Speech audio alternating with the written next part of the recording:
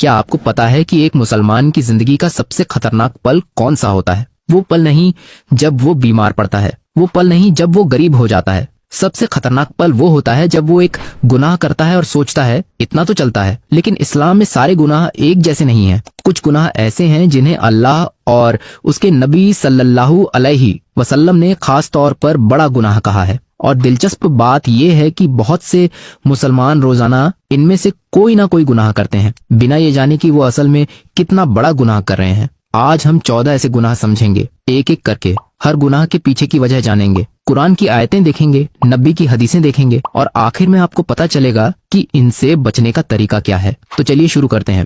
Number 1، شرک۔ List میں سب سے اوپر ہے شرک، یعنی اللہ کے ساتھ کسی اور کو شریک کرنا۔ یہ اکلوتا گناہ ہے جس کے بارے میں قرآن کہتا ہے کہ اگر آپ بنا توبہ کیے اس حال میں مرے تو اللہ اسے معاف نہیں کرے گا۔ زیادہ تر لوگ سوچتے ہیں شرک مطلب صرف بت پوجا، لیکن اصل میں شرک کا دائرہ بہت بڑا ہے۔ یہی وجہ ہے کہ سورہ الزمر میں اللہ کہتا ہے کہ شرک کرنے سے آپ کے سارے نیک کام برباد ہو جاتے ہیں۔ سوچئے، سالوں کی نماز، سالوں کے روزے، سالوں کی زکوٰۃ، سب ایک پل میں زیرو۔ نمبر 2، قتل۔ دوسرے نمبر پر ہے کسی انسان کی ناحق جان لینا۔ سورہ الاسراء میں اللہ فرماتا ہے کہ کسی کی جان مت لو سوائے کسی جائز وجہ کے۔ لیکن یہاں ایک چیز سمجھنی ضروری ہے، قتل کا مطلب صرف چاقو یا بندوق سے کسی کو مارنا نہیں ہے۔ علماء بتاتے ہیں کہ اگر آپ اپنی لاپرواہی سے کسی کی موت کی وجہ بنتے ہیں، مثلا گاڑی تیز چلا کر یا کسی کا حق مار کر اسے موت کے منہ میں دھکیل دینا، تو یہ بھی قتل کے دائرے میں آ سکتا ہے۔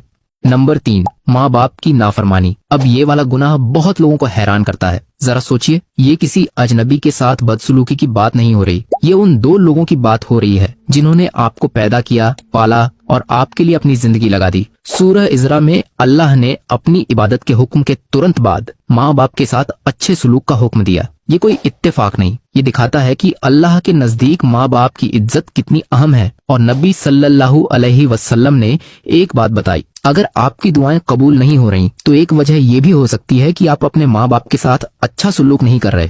نمبر 4، چوری۔ اگلا گناہ ہے چوری۔ سورہ المائدہ میں اس کی سزا کا ذکر ہے، ہاتھ کاٹنا۔ یہ سننے میں سخت لگتا ہے، لیکن اس سے ایک بات صاف ہوتی ہے، اسلام کسی اور کے حق کو چھیننا بہت سنجیدگی سے لیتا ہے، اور چوری کا مطلب صرف جیب کاٹنا نہیں ہے۔ علماء کہتے ہیں کہ کسی کو دھوکہ دے کر اس کا حق مارنا یا کسی کی چیز بنا اجازت استعمال کرنا، یہ سب چوری کی ہی الگ الگ شکلیں ہیں۔ نمبر 5، زنا۔ سورہ الاسراء میں اللہ ایک حکم دیتا ہے، زنا کے قریب بھی مت جاؤ۔ مطلب صرف اصل فعل ہی گناہ نہیں، بلکہ اس طرف لے جانے والا ہر راستہ بھی خطرناک ہے۔ حرام چیزیں دیکھنا، غیر محرم کے ساتھ تنہائی میں وقت گزارنا، یہ سب اسی راستے کے سٹاپ ہیں جو زنا تک پہنچاتے ہیں۔ نمبر 6، سود۔ اب ایک حدیث سنیے جو آپ کو چونکا دے گی۔ نبی صلی اللہ علیہ وسلم نے مسند احمد میں فرمایا کہ جانتے بوجھتے سود کی ایک چھوٹی سی مقدار لینا 37 بار زنا کرنے جتنا سنگین ہے۔ ذرا رکیے اور اس بات کو سمجھیے، ہم میں سے کتنے لوگ بینک کا بیاج لیتے ہیں اور سوچتے بھی نہیں کہ یہ کتنا بڑا گناہ ہے۔ سورہ البقرہ میں اللہ سود کھانے والوں کے بارے میں کہتا ہے کہ وہ قیامت کے دن ایسے اٹھیں گے جیسے شیطان نے انہیں پاگل کر دیا ہو، کیونکہ سود ایک ایسا سسٹم ہے جس میں آپ کسی کی مجبوری سے اپنا فائدہ نکالتے ہیں۔ نمبر 7، نماز چھوڑنا۔ یہ گناہ باقی سب سے الگ ہے۔ نبی نے ترمذی میں فرمایا کہ مومن اور کافر کے درمیان فرق نماز ہے۔ یہ کسی اور گناہ جیسا نہیں ہے۔ باقی گناہ آپ کی نیکیاں کم کرتے ہیں، یہ گناہ آپ کی پوری پہچان بدل سکتا ہے۔ نمبر 8، رشتے توڑنا۔ سورہ محمد میں اللہ ایک سوال پوچھتا ہے، کیا تم حکومت پا کر زمین میں فساد پھیلاؤ گے اور اپنے ہی خاندان سے رشتے توڑو گے؟ یہاں اللہ رشتے داری توڑنے کو فساد پھیلانے کے برابر رکھ رہا ہے، کیونکہ خاندان وہ پہلی اینٹ ہے جس سے پورا سماج بنتا ہے۔ جب وہ اینٹ ٹوٹتی ہے تو پوری عمارت ہل جاتی ہے۔ نمبر 9، شراب۔ نبی صلی اللہ علیہ وسلم نے شراب کو تمام برائیوں کی ماں کہا۔ یہ ٹائٹل کسی اور گناہ کو نہیں ملا، کیونکہ شراب صرف جسم کو نقصان نہیں پہنچاتی، یہ آپ کی عقل کو چھین لیتی ہے، اور جب عقل چلی جاتی ہے تو انسان باقی سب گناہ آسانی سے کر بیٹھتا ہے۔ سورہ المائدہ میں اللہ فرماتا ہے کہ شراب آپ کو نماز اور اللہ کی یاد سے دور کر دیتی ہے۔ یہی وجہ ہے کہ یہ صرف ایک گناہ نہیں بلکہ باقی گناہوں کا دروازہ ہے۔ نمبر 10، غیبت۔ یہ گناہ وہ ہے جو لگ بھگ ہر انسان روزانہ کرتا ہے۔ نبی صلی اللہ علیہ وسلم نے فرمایا، غیبت زنا سے بھی بدتر ہے، کیونکہ زنا کا نقصان سیمت ہوتا ہے لیکن غیبت کا نقصان پھیلتا چلا جاتا ہے۔ سورہ الحجرات میں اللہ ایک مثال دیتا ہے، غیبت کرنا ایسا ہے جیسے آپ اپنے مرے ہوئے بھائی کا گوشت کھا رہے ہوں۔ अगली बार जब किसी की बुराई करने का मन करे तो ये आयत याद कर लीजिए। नंबर 11, झूठी गवाही। सूरह अल हज में अल्लाह बड़े गुनाहों की लिस्ट देते हुए झूठी गवाही का खास तौर पर जिक्र करता है। ये गुनाह इसलिए खतरनाक है क्योंकि इसका असर सिर्फ एक इंसान तक सीमित नहीं रहता। एक झूठी गवाही एक बेगुनाह को सजा दिलवा सकती है और एक गुनहगार को बचा सकती है। ये पूरे इंसाफ के सिस्टम को खराब कर देती है। नंबर 12, खुदकुशी। सही बुखारी की एक हदीस बहुत साफ है। नबी सल्लल्लाहु अलैहि वसल्लम ने फरमाया कि जो इंसान जिस तरीके से खुद को मारता है उसे जहन्नम में उसी तरीके से बार बार सजा दी जाएगी। ये सुनने में बहुत सख्त लगता है, लेकिन इसके पीछे एक गहरी बात है। उलेमा समझाते हैं कि खुदकुशी असल में अल्लाह की रहमत से मायूस हो जाना है और इस्लाम में सबसे बड़ी गलती यही मानी जाती है।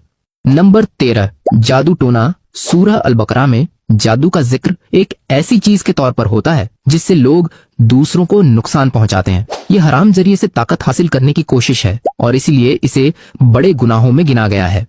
नंबर 14, खयानत। आखिरी गुनाह है अमानत में खयानत करना।